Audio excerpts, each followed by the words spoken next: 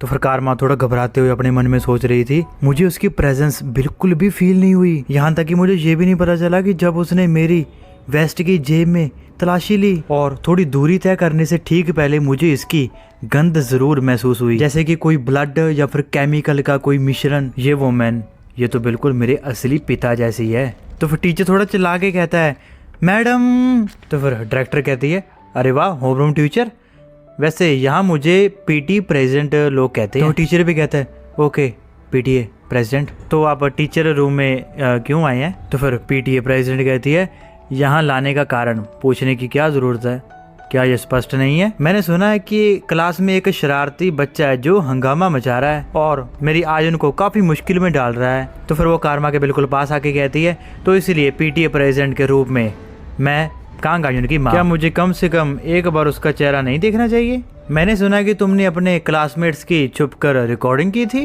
तुम तो सच में एक बिल्कुल ही घटिया इंसान हो, है ना? तो फिर कारमा कहती है, आपको कैसे पता चला कि मेरा फोन मेरी वेस्ट की जेब में था? तो फिर डायरेक्टर कहती है, अरे ये फोन जमा करने के बाद तुम मुस्कुराने लगे थे, इसीलिए मुझे शक हुआ, तो फिर इसलिए मैंने आपकी जेब की तलाशी ली। तो फिर कारमा पहले तो कुछ नहीं बोलती, तो फिर अजीब सा रिएक्शन देते हुए कहती है, तो इतनी छोटी सी वजह के लिए? तो क्या तुमने बिना किसी चेतावनी के एक नाजुक जवान लड़की की जेब में हाथ डाल दिया? तुम एक विकृत आंटी हो। तो फिर डायरेक्टर कहती है, क्या तुम मुझसे बेहतर हो? तुमने मेरी बेटी की गोद में पेशाब कर दिया था। कांग आयुन थोड़ा शौक हो जाती है। तो फिर डायरेक्टर जाते जाते कहती है, खैर पीटी प्रेसिडेंट होने के नाते मैं कुछ समय के लिए आपका फ़ोन जब्त कर रही हूँ, ठीक है? और आई होप कि तुम जल्दी रेडी रहोगी एक पनिशमेंट लेने के लिए फॉर बुलिंग आयुन। तो फिर इतना सुनने के बाद कारमा मन ही मन थोड़ा डरने लगती है। तो फिर तभी वो अपने मन में कहती है, क्या मुझे उस पर घात लगाकर हमला करना चाहिए? क्या मैं ज़बरदस्ती अपना फ़ोन वापस लेने की कोशिश करूं? नहीं, मेरी सहज प्रवृत्ति मुझे बता रही है वो महिला है, जब तक मैं उसे मारने के लिए तैयार ना हो जाऊं तब तक उसे हराना नामुमकिन होगा। वो एक ऐसी इंसान नहीं है जिससे मैं यूं ही फ़ोन छीन सकूंगी कुछ आधी अधूरी प्लानिंग के साथ। डैम इट, मुझे तो उसे शुरू से ही ये मौका नहीं देना चाहिए था। मैंने अपनी गार्ड को छोड़ दिया। जिस पल मैं फ़ोन वापस लेने के लिए ताकत का इस्तेमाल करूंगी तो मैं सिर्फ एक ऐसे बदमाश स्टूडेंट के रूप में जाना जाऊंगी जिसने कि एक बड़ी लेडी पे हमला किया। तो अगर ऐसा हुआ तो इससे ना केवल हमारी बदला लेने की प्लानिंग बर्बाद हो जाएगी, तो शाफ्ट गैंग भी जवाबी कार्रवाई कर सकता है। मेरे निर्धारित ईमेल की बिल्कुल भी परवाह किए बिना कांग आयुन की फांसी में सिर्फ एक दिन ही रह गया है। सच में ये सबसे खराब सिचुएशन है। नहीं, इस बारे में इतना निराशवादी होने की जरूरत नहीं है।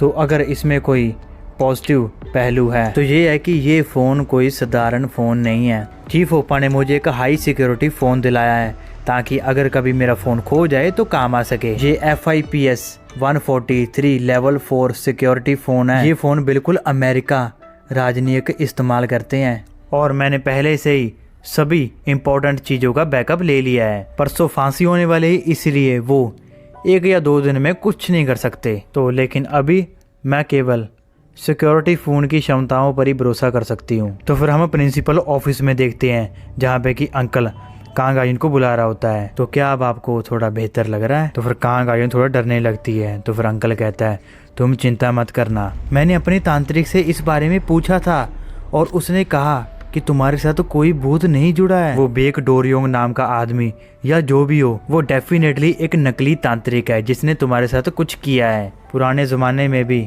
ऐसे बदमाश हुआ करते थे। वो अपने आप को तांत्रिक होने का ढोंग करते थे और अपने ग्राहकों को लूटते थे और उनको दवाइयाँ देकर भूत प्रेत और नाटक करते थे। मुझे पूरा यकीन है कि उसने उन कागज के कपों में कुछ डाला होगा। हो सकता है इसके अंदर किसी प्रकार का ड्रग्स हो। तो फिर कांग आयुन थोड़ा डरते हुए कहती है, तो अगर आपने इस बात का जिक्र कर ही लिया है, उस बेक डोरियों कमीने ने मुझे समुद्र तट से वापस आने के आखिरी दिन अंतिम प्रार्थना करने को कहा था और उन्होंने मुझसे कहा कि बस 1 कप से समुद्री पानी की 1 घूंट पी लो, तो मैंने वैसा ही किया था। तो फिर अंकल अचानक से कहते हैं, देखा, इससे स्पष्ट हो गया ना, आपकी गर्दन पर जो निशान है वो मत भ्रम पैदा करने वाले पदार्थों के नशे में खुद को गला घोटने के कारण बने हैं। जब हमारे लोग ड्रग्स का धंधा करते थे तब हमने बहुत से लोगों को ऐसा करते देखा था। उनमें से कई लोग नशे की हालत में खुद को चोट पहुंचा लेते थे या फिर घायल कर लेते थे। ऐसे मामले भी होते हैं जिनमें पूरी जांच का परिणाम पॉजिटिव आता है, तो इसीलिए थोड़ा वेट करते हैं। फिर भी जब इस तरह के नशीले पदार्थ की बात आती है तो आमतौर पर एक ही खुराक से लत नहीं लगती, इसीलिए ज़्यादा चिंता ना करो। हॉस्पिटल के डॉक्टर ने भी कहा था आपको कोई समस्या नहीं है। तो फिर कहाँ गए, बहुत ही ज़्यादा डरते हुए कहती है अंकल बट अगर कप में दवा ना होती तो क्या होता? अगर कोई मेरे सोते समय घर में घुसकर मुझे इंजेक्शन लगा दे तो क्या होगा? मेरा मतलब है कि गला घोटने के निशानों के साथ ऐसा लग रहा है कि जैसे कोई घूस पैठिया आया हो। तो फिर अंकल कहता है कोई घूस पैठिया? मुझे शक है, मैंने तुम्हारी बिल्डिंग के प्रवेश द्वार पर लगे सिक्योरिटी कैमरास और आसपास के सभी एआई कैमरास की जांच की।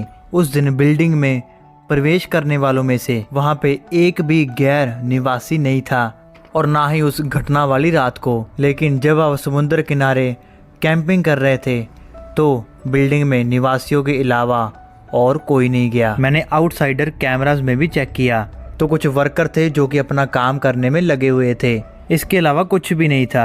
अगर कुछ अजीब लगे तो किसी रीजन से आपकी बिल्डिंग में लगे गलियार और छत पर लगे कैमरे जो लगभग एक हफ्ते से रिकॉर्डिंग नहीं की है, तो अगर आप ये मान लें कि कोई घूस पैठिया था तो ये किसी और किराएदार का काम हो सकता है। लेकिन सच तो यही है कि यहाँ के निवासी बस makeup artist, twin sisters next door और वो 2 इंटरनेट इंस्टॉलर जो यहाँ 6 महीने से रह रहे हैं और एक जादूगर बनने की चाह देखने वाला व्यक्ति जो कुछ ही हफ्ते पहले ही यहाँ रहने आया है। तो फिर कहाँ का कहती है अरे वो तो बिल्कुल ही बेवकूफ़ है। तो फिर अंकल कहता है तो इसका जवाब सिर्फ एक ही है कि कप में ड्रग्स लगाया गया था। उस कमीने का मंदिर जुंग जिले में है जो डोसू जिले के बाहर है ना? तो इसीलिए हमारी शाफ्ट टीम यूं ही वहां पर नहीं घुस सकती, लेकिन हमारे पास ड्रग्स रखने का ठोस आरोप है। हम किम सेंड्योक से पुलिस को इसमें शामिल करने के लिए कह सकते हैं। बस एक बार बेग डोरियोंग गिरफ्तार हो जाए तो तब हम इस पूरे मामले को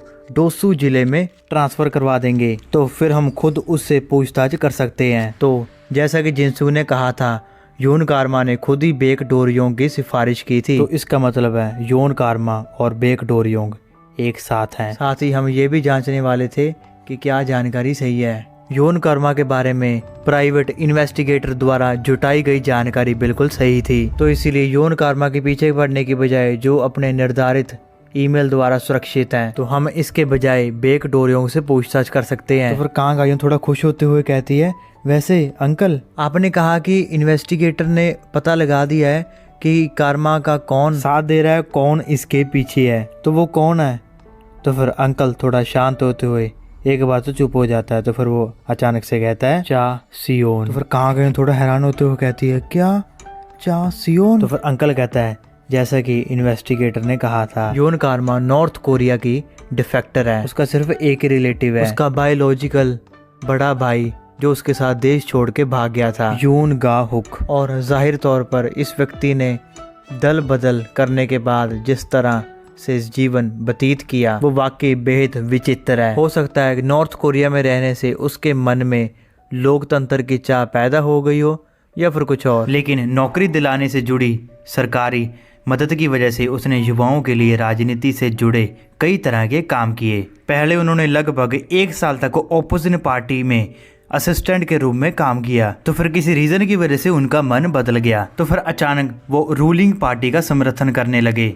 तो फिर चा कांग हुन के गुट के नेताओं के लिए छोटे मोटे काम करने वाला बन गया। और ठीक उसी समय जब सब कुछ ठीक चल रहा था तो उसने अचानक सब कुछ छोड़ दिया और डोसू जिले में आ गया। और सभी समय में एक खेल कार्यक्रम में शामिल होने के बाद जिसमें चा सियोन मुख्य किरदार थी, इसमें भी ज्यादा अजीब बात तो ये है कि यून कारमा के सामाजिक दायरे की जांच की जा रही है। ऐसा लगता है कि वो मापो गोल्स हाई स्कूल में झूठी और ध्यान आकर्षित करने वाली लड़की के रूप में मशहूर थी। जाहिर तौर पर उसका सबसे बड़ा दावा ये था कि वो वर्ल्ड क्लास स्टार चा सियोन से पर्सनली काफ़ी क्लोज थी। तो फिर उस समय उसके जो क्लासमेट्स थे जब उन्होंने ये सुना तो उन्होंने सोचा साउथ कोरिया में उसके कोई रिश्तेदार नहीं है, इसलिए वो ज़रूर अकेली महसूस करती होगी बेचारी लड़की, चलो उसके साथ अच्छा व्यवहार करें, तो इस तरह की बातें। लेकिन इन्वेस्टिगेटर की ओर से उसके भाई का बैकग्राउंड को जानते हुए उन्हें लगा कि शायद उसकी बात में कुछ सच्चाई हो,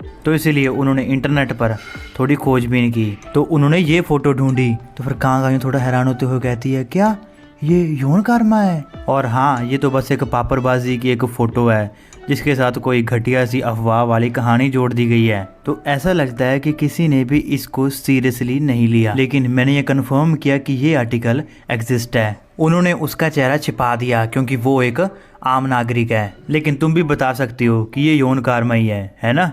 तो अगर मैं शॉर्ट में बताऊं तो इन्वेस्टिगेटर ने हमें जो भी इंफॉर्मेशन दी है उसका जो मेन पॉइंट है वो ये है कि क्या दोनों भाई बहनों का चा सियोन से कोई संबंध है। तो अगर ये सही है तो फिर चा सियोन ने इलेक्शन के दौरान हमें परेशान करने के लिए कार्मा को भेजा। इसका सिर्फ एक ही कारण है, वो चाहती है हम इलेक्शन हार जाएं, क्योंकि अगर हम अपना वादा निभाने में असफल रहे तो किम सिंडियोक को बुसान का मेयर बनाने के लिए तो हमें वाइएल आइलैंड को चलाने का अधिकार छोड़ना होगा। वो डोपामिन की दीवानी कुतिया चा सियोन हम जिन आइलैंड का संचालन करते हैं उनके प्रति हमेशा से ही जुनून रहा है। हालांकि वो पहले से ही इंचोयोन में जे आइलैंड की मालिक है, लेकिन वो अब भी बुसान में वाइएल आइलैंड को हड़पना चाहती है। सिर्फ जे आइलैंड का मालिक होना ही काफ़ी है। वो हर महीने कम से कम 5 बिलियन वॉन मूल्य के सिक्के अपने क्रिप्टो वॉलेट में जमा करती है। खैर, आपको ये मानना ही पड़ेगा कि उस पागल औरत का लालच वाकई बेमिसाल है। खैर, चा कांग ह्यून का पक्ष सचमुच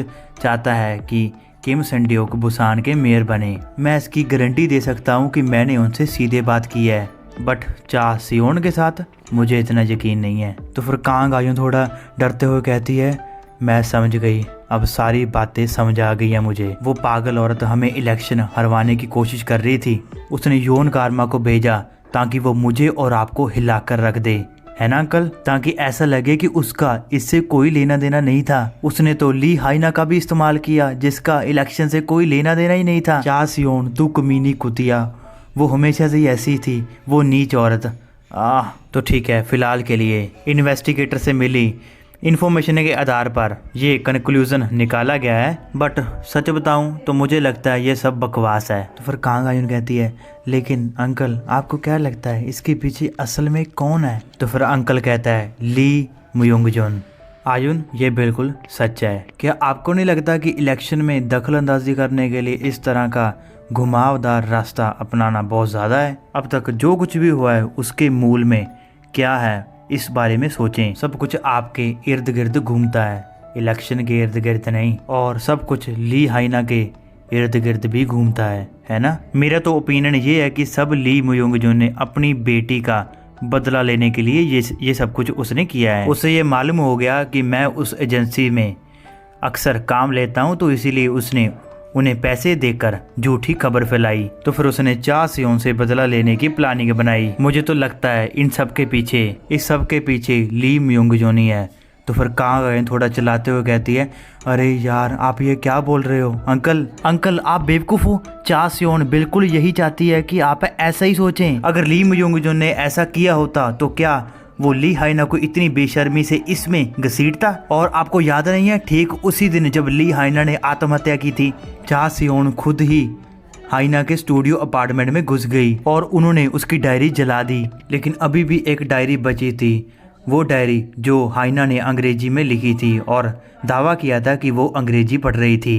उस इंग्लिश डायरी को सबूत के तौर पर स्वीकार किया गया और इसीलिए हम मुकदमे के लिए गए। लेकिन क्योंकि वो कोरियन डायरी की तरह इसमें हर दिन नहीं लिखती थी, हो सकता है उसने शामन की घंटियां का जिक्र ही ना किया हो, इसलिए बाहरी लोगों को ये मुयोंगजुन के इसके बारे में पता चलने का कोई तरीका नहीं था। उस डायरी के आधार पर मुझे जो दंड दिया गया उसका कारण ये था क्योंकि मैंने ली हाइना को एक ड्रम में बंद कर दिया और उसे बल्ले से पीट कर बेहोश कर दिया और उसे रस्सी से छत से लटका दिया और उसे पंचिंग बैग की तरह इस्तेमाल किया। घंटियों के बारे में सिर्फ सोंग युंजन और चा सियोन को ही पता हो सकता था। तो फिर अंकल कहता है, लेकिन क्या होगा अगर ली मुयोंगजुन ने सोंग युंजन से पूछताछ की और इस तरह से पता लगाया? तो फिर कांग आयुन कहती है, मैंने दरअसल थोड़ी देर पहले सोंग युंजन को फ़ोन किया था और उनसे कई बातें पूछी थी। वो बेवकूफ़ औरत कुछ नहीं जानती और मज़े से ज़िंदगी जी रही है।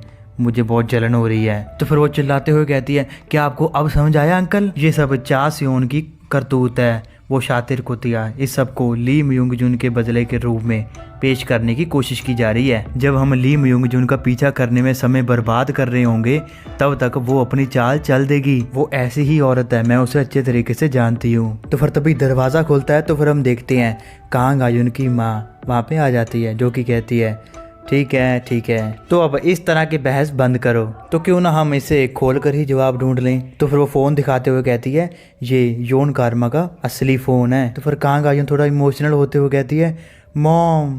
तो फिर वो उसके गले लग जाती है। तो फिर उसकी मॉम कहती है आयुन मुझे पता है तुम इस पूरे समय बहुत डरी हुई लगी है ना, तुम चिंता मत करो, हमारी शाफ टीम आपके लिए बदला लेने का पूरा ध्यान रखेगी। तो तुम मुझ पर भरोसा करते हो ना? तो कांग आयुन कहती है हाँ, बट आयुन तुम्हारी मम्मी को तुम्हारे चाचा से अकेले में कुछ बात करनी है, ठीक है? तो क्या आप थोड़ी देर के लिए बाहर जा सकती हैं और हमें कुछ समय अकेले बताने दें?